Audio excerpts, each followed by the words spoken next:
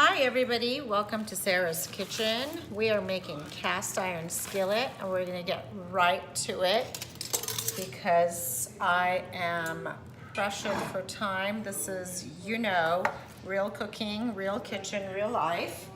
And so I gotta chop this out of the way for dinner and then go pick up Giselle from Dan's. I'm getting my skillet warm and I'm going to place in there my previously marinated chicken drumsticks and thighs. That's what I'm cooking with today. I'm gonna do one dish of drumstick and then one dish of thighs. And I marinate, my marinade for the chicken, if you guys are new to me, it's on my Instagram, in Sarah's Kitchen. I marinate in onions, heavy cream, let's see what else. Onion, Ara, por favor, dame este plato aquí similar anoche. Onion, heavy cream, salt, olive oil, rosemary, garlic, and that's it, fresh rosemary. And that really becomes my go-to meal plan. I get that question a lot. Thank you. I get that question a lot as to how I plan meals. I really don't plan meals. I just have things that are marinating and I go according to how we feel. I just feel like planning meals is not gonna work. It's never worked for my lifestyle. I'm gonna add a little bit of avocado oil to my skillet. And I'm gonna sear the chickens on both sides. Now, I've noticed that if I'm cooking for mostly the kids, let's say it's a weeknight, and my husband and I want to just kind of eat less than we usually do, the chicken pieces, dark pieces, are more favorable by the kids. So I go that route and I marinate chicken pieces way more. I have more chicken pieces than I have whole chicken, but I always have both because we entertain a lot and I cook something and I think, oh my gosh, why don't we have so-and-so and so-and-so stop by? I always have enough food for a huge party, always. Let me just tell you guys the truth. That's how a cook's chicken is run. So I'm gonna sear these, and as I'm searing these, they don't need any onion in there, but my chicken dish, my skillet dish, is gonna get some onion. I'm gonna make this chicken with red onions. I'm gonna layer these flavors into the skillet before it goes into the oven. So as this is cooking down, I'm chopping my red onion. I'm slicing them nice and small. I will show you guys in a minute. And you can see what's happening. I have the camera set up so we don't need much editing. You guys can actually see what I'm cooking rather than my face. Okay, so I'm gonna get this onion, small pieces. This is just gonna really disappear in my dish. And we're gonna chop this out of the way. Nice and small pieces. Kind of try and get them all the same size. It really doesn't matter if you mess up here and there, because this is all gonna cook down and become a part of the sauce/stew. This is not gonna go into this yet. This is gonna go in after I cook all the chicken down. And if I have a couple of big pieces, I just kind of go over. It's not rocket science. This is gonna be in my dish. And to this chicken, that's searing beautifully. Let's get that and show you guys. Give it some more time, because the chicken came right out of the refrigerator and it's marinated. So it's gonna need a little bit more time to sear. I want a nice sear. I also have some plums. They're not fresh plums. I think I bought them last week. I'm just gonna slice them up. And I'm gonna add the plums to the chicken. This is gonna be such a yummy dish. You guys just wait and see. And if my skin has something on it, I just cut it off. So here's, yes, and we have workers here today. There's the seed. Just pop the seed out. They're working on the outside, so that's the banging you hear. As I was telling you guys, we have been having this rainstorm for the past few days here in Los Angeles, and we need rain, God knows, after all the fires. So my wonderful contractor has decided, rain or shine, he's coming to get the job done. So bless him. Slice up your prunes, plums. Prunes are dry plums. This is fresh. And kind of get this chicken. There you go. There's the sear that I'm looking for. I like to remember where I start when I place them, because these are the pieces that went in first, and they'll sear sooner. There you go. This locks in the flavor, and it just adds such a beautiful presentation when you bring the chicken and serve it. Okie dokie. I think I'm going to add 3 plums. Not 4, not 2. We're going to go with this one also. And then I soaked this morning, when I decided what I was going to cook tonight, I soaked some barley in water this AM. You don't have to if you don't have time and you kind of think of it last minute. But I had time and I soaked some barley. So the base of this chicken is going to be red onion, barley, and then we're going to add some mushrooms to it. I like to get different flavors in my skillet. That way I have 3 kids and every single one has a different taste. So when I cook with fruit, when I combine fruits, sweet fruit like plum or apricot, everybody likes it. It just adds a certain fun flavor to everything.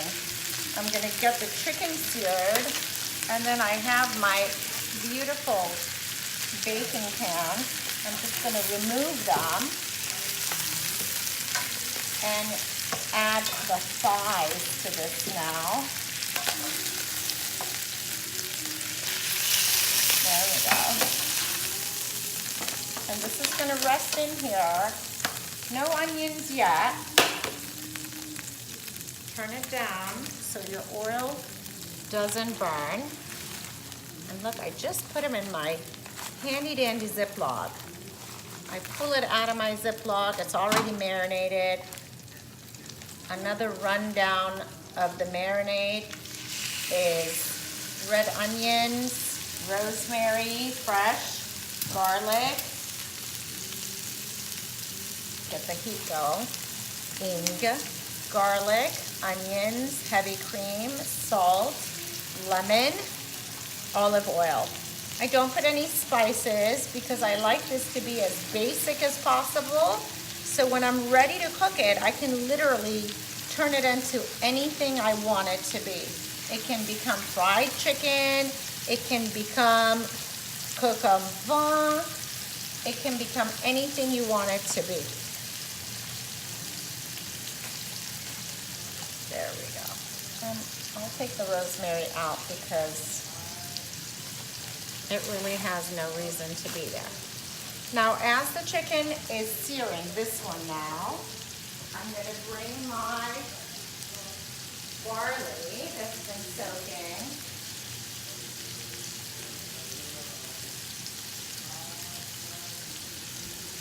Here's the barley that I had. It's soaking. I got it in the water this morning. It was 2 cups. Of course, absorbs the water and it looks like it's more, but it started with 2 cups.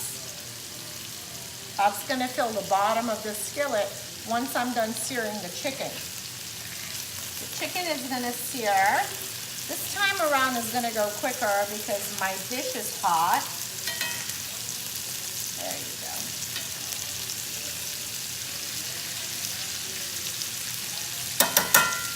See how quick this time around went. And when you're working with a cast iron skillet, be careful. The handle gets really hot too.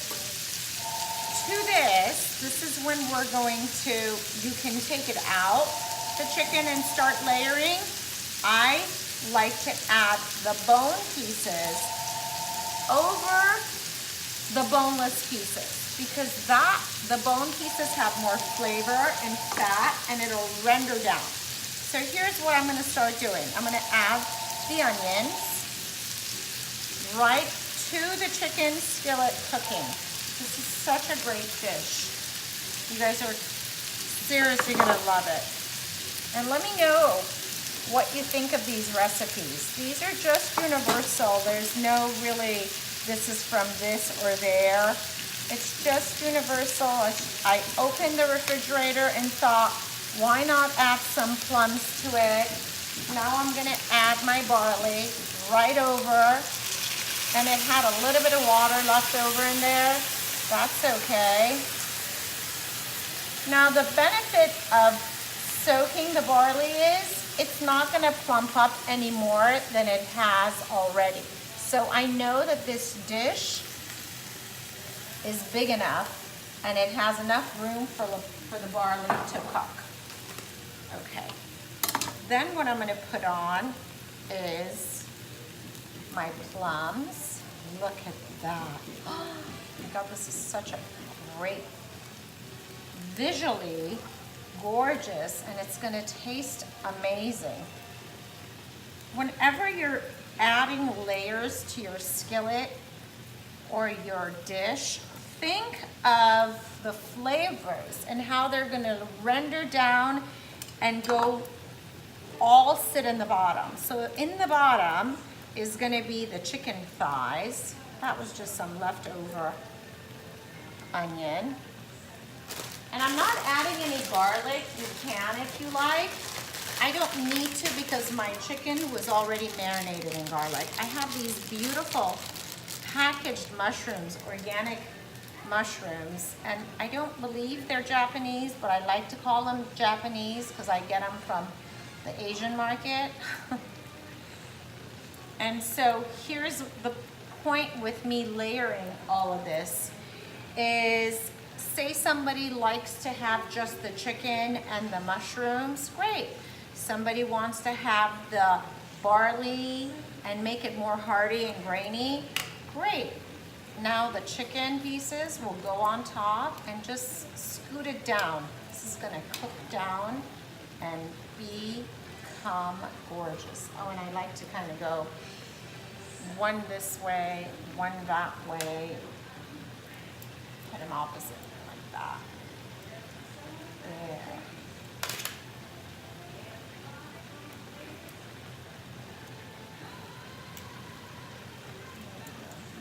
Scoot this one back some. This will go in the oven and bake for about, I want to say, an hour and a half, 2 hours, easily. Because you have bone-in chicken and that's going to take a while. And I will cover this. Try and do opposite. There. Up, up. There goes my doggies. Doggies! There we go. Look at that. How this just worked.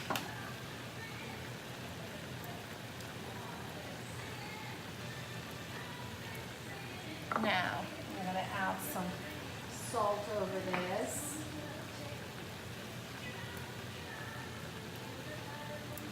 I know you're thinking I didn't add any in the bottom. I didn't. I'm going to add the salt over. And then I'm going to add some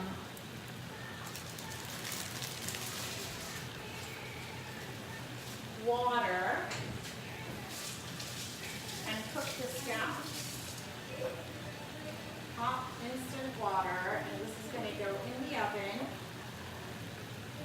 check on it in an hour.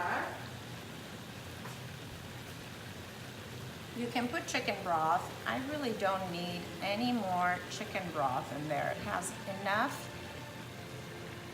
chicken, and this is gonna cook down, and I'm gonna put aluminum over it, tied down nice and firm so the steam stays in there, and this will just cook down. In an hour, I'm gonna check on it. Really, these are the pieces that need to cook. So this definitely needs an hour and a half. It can sit in there for 2 hours, nothing's gonna happen.